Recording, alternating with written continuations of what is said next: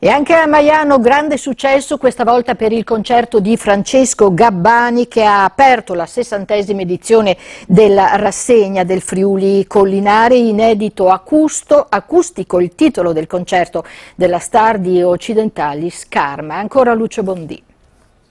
Ma il destino è clandestino, finge di essere lontano, invece è qui vicino. Sul palco, insieme alla musica, va in scena la storia di una carriera, quella di Francesco Gabbani, che ha scelto di far partire il suo tour estivo da Maiano. L'occasione è l'uscita dell'ultimo album, Viceversa, ma si parte da molto più lontano, dai primi passi con chitarra e microfono dell'amico Fritz, alter ego del cantante carrarese. Fritz voleva smettere di cantare.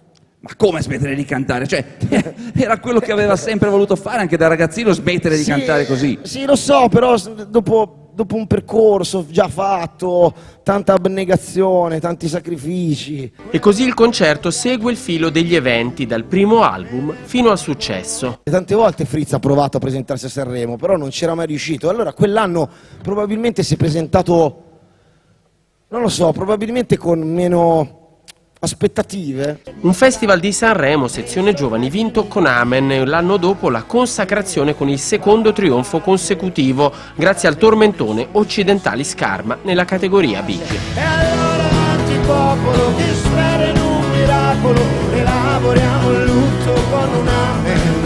Il resto è storia recente, con Tra le granite e le granate e È un'altra cosa. Ora il tour di Gabbani continuerà fino a fine settembre, mentre Maiano ospiterà ad agosto NEC, Banco del Mutuo Soccorso, e The Powerful Gospel Choral, in una serata benefica a favore dell'ospedale di Udine.